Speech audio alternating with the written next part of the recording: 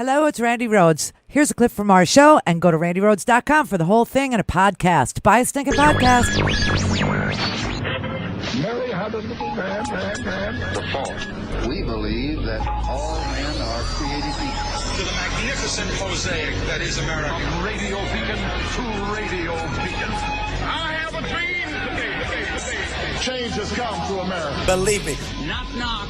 Who's there? It's a figment of your imagination. Randi Rhodes Show. Turn up your News broke earlier this evening. Hope Hicks, who's worked for you a long time, is tested positive for coronavirus.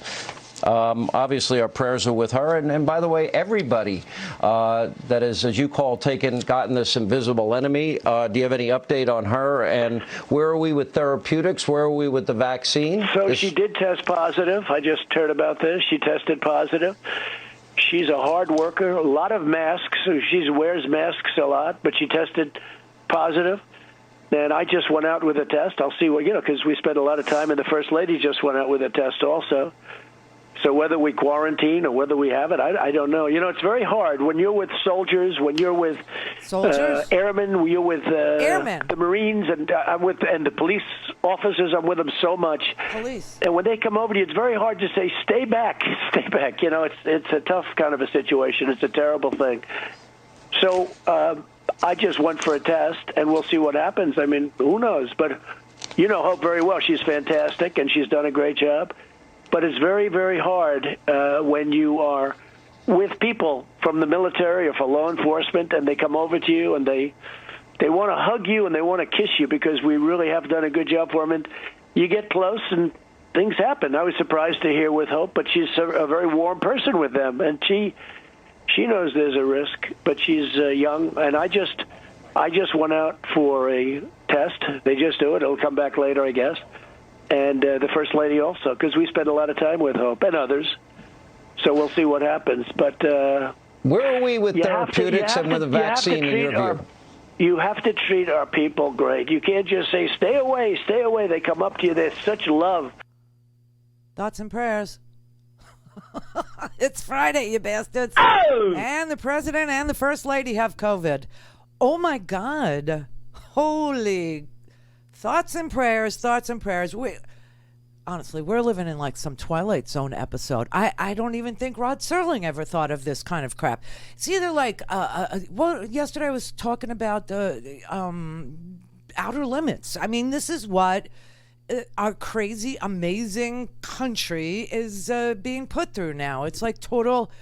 It's either a Twilight Zone episode or like some uber karmaic snow globe magic. Do you know what I mean? I mean, this so or it's the movie Dave. Anybody remember the movie Dave with Kevin Kline and Sigourney Weaver, where the president of the United States of America was actually on life support in the basement of the White House, but they didn't want to tell the American people. And the president of the United States was Sigourney Weaver's husband, and he was a real bastard. And so they went out and they found a lookalike to be the president, and it turned out to be Kevin Kline's character, who was like a really perfect I mean, he was so good at it that they almost, they forgot that they had a bad, mean president. But this is like, I mean, who would we get to impersonate Donald Trump? An orange with fake fur on top, a orangutan, Alec Baldwin, John Goodman. I mean, like, who could... This is... And it's crazy because we don't know what's going on. All I could say is do not let Donald Trump self-medicate. Do not, whoever the doctor is... Don't let him, because he will have a lightsaber up his bum. He will be injecting Clorox. He will be taking hydroxychloroquine.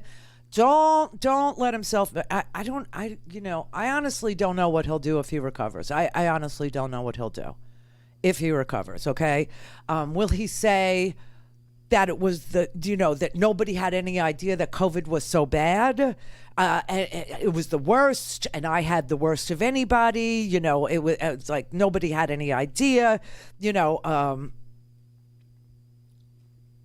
Or will he say it's kind of a hoax? It was easy. It was no big thing. It was a little flu. I felt a little flu. I have no idea. All I know is that if I were the person Donald Trump owed at nary $500 million to, I would be nervous today. I would be nervous. They say Melania has it too.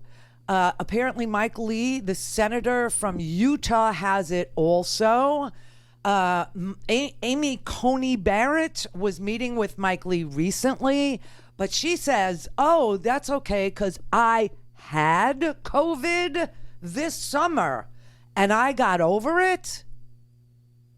I don't know if she got over it. And Donald Trump is blaming the military. He's blaming me. He's blaming airmen.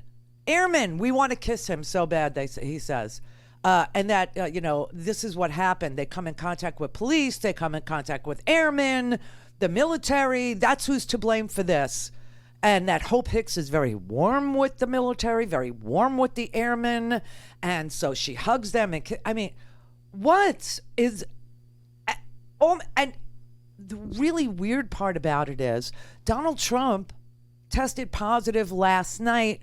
And there's an incubation period, and that before you actually test positive, you are very contagious. And so that meant the debate. That meant everybody that helped him with the debate. That meant all the people that were on Air Force One that night, which was Hope Hicks. Also, Congressman Jim Jordan was on that plane. What's his face?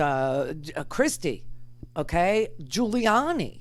I don't. So anyway, today we woke up to Donald Trump has COVID, and it should be a wake up call for, Donald Trump to do something, because at least now he has to fight COVID in some way, if not just to save himself.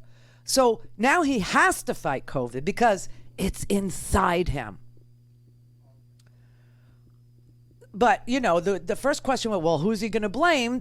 He took care of that last night before 10 o'clock. He took care of that on Hannity. He blames the military. He blames law enforcement. He blames people who want to hug and kiss him from the... I don't know. So how crazy can it get? How crazy is October going to be now? And then I smacked myself. And I said, wait a minute. This is the opposite of crazy, okay? This is perfectly logical. This was totally predictable. This could be the first step back from crazy. Could it be the first? I will tell you that the first thing he did after he learned that his closest aide, Hope Hicks, actually contracted COVID was go to his fundraiser at his golf club in Bedminster. And I don't know, he infected supporters there. He infected large money donors. I don't know. It's just, wow, this is unbelievable. And all this happened very shortly after some really, really brutal tapes, audio tapes of Melania, who was recorded by her best friend. Oh my God, this is so Monica Lewinsky, I can't even stand it. Melania Trump's best friend, Stephanie Wolkoff or whatever, who got $26 million for the last inaugural that featured the Michael Flatley dancers without Michael Flatley. Woohoo, worth every penny, right?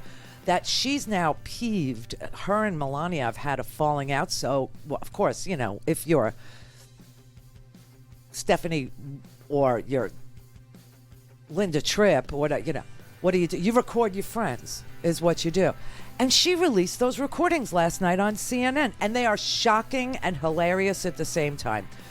It sounds like any minute, like Melania's going to rail against moose and squirrel. I have to tell you, it's just like so amazing. The children were teached. She said she calls the Central American kids who were separated from their parents liars. And she's the one who apparently declared the war on Christmas.